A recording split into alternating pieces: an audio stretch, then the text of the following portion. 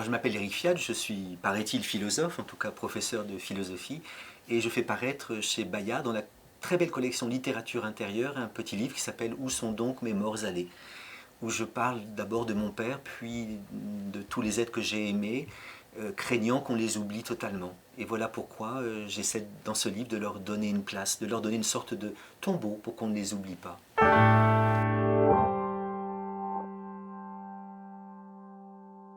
Je pense que la mort hante tous les êtres humains. Je ne crois pas me distinguer particulièrement d'eux, même si la plupart des êtres humains essaient d'oublier qu'ils vont mourir et que leurs proches vont mourir.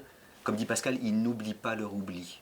J'ai préféré non pas parler de la mort comme une espèce d'abstraction, mais parler de la mort telle qu'on la vit intimement, c'est-à-dire quand un des êtres qu'on aime le plus est mort, quand on voit l'un des êtres qu'on a le plus aimé mort. Là, la mort, ça cesse d'être une question philosophique ou théorique pour devenir une question vraiment intime. Dans ce livre, je rends hommage aux rites, au cimetière, aux bruyères sur la tombe au moment de la Toussaint, aux commémorations. Toutes choses, au fond, qui me paraissent très importantes, parce que certes, les morts sont partis, mais on aimerait bien qu'ils ne disparaissent pas totalement. On aimerait bien que la disparition de leur sourire, de leurs gestes, n'entraînât pas leur disparition absolue. J'aime beaucoup visiter les cimetières, et ce goût, je l'ai pris lorsque j'allais avec ma grand-mère au cimetière de Château-Thierry, au cimetière des Saumes-sur-Marne. J'aimais ça d'abord parce que j'étais le seul des petits-fils à l'accompagner, donc ça me donnait une sorte de privilège, hein. Et puis aussi parce que très vite j'ai senti que ces lieux étaient chargés d'humanité. Nous sommes dans un monde où tout est rapide, bruyant. Dans quel lieu des grandes villes retrouvons-nous le calme dont je crois notre âme a besoin?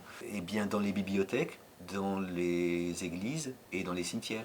Qu'est-ce que c'est qu'être inhumé? C'est en effet pour un être humain, c'est-à-dire fait d'humus, puisque étymologiquement humain vient d'humus, retourner à l'humus primordial. Et il y a là quelque chose en effet comme pratique de cette belle vertu qui est l'humilité. Hein, humilité, humus, humain, tout ça a la même origine. Et en effet, accepter de se retrouver dans la terre et de redevenir humus est quelque chose que j'accueille favorablement comme forme de belle humilité. La mort appelle la poésie et la poésie parle de la mort, de l'amour aussi bien sûr, mais quand même les deux thèmes fondamentaux des grands poètes, c'est l'amour et la mort. Et le titre même de ce livre leur doit beaucoup, puisque « Où sont donc mes morts allés ?» c'est une sorte de synthèse de Rutebeuf et de Villon. Rutebeuf demande « Que sont mes amis devenus ? Je crois le vent les a ôtés, ils sont trop clairsemés. » Et Villon demande « Mais où sont les neiges d'antan ?» Eh bien, j'ai fait un petit mix entre Rutebeuf et Villon, parce que je crois que les poètes sont ceux qui parlent le mieux de la mort, encore mieux que les philosophes, hein. Et il y en a un qui est très présent dans ce livre, c'est Brassens. Parce que Brassens était obsédé par la mort, et alors il a mis en musique des poètes qui parlent de la mort, mais lui-même a écrit sur la mort, avec en plus un humour que j'ai parfois essayé de retrouver dans ce livre.